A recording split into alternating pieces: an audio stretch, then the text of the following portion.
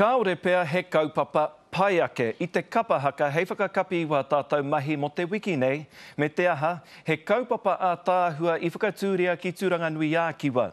E whiturau ngā tamariki e waiata nei ngā mahi a te wakahuia hei whakanui a ngā pō rāua ko Pīmia Wehi.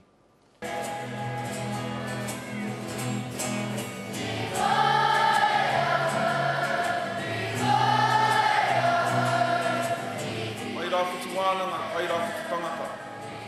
E pēhea te kōrero, e hika mā.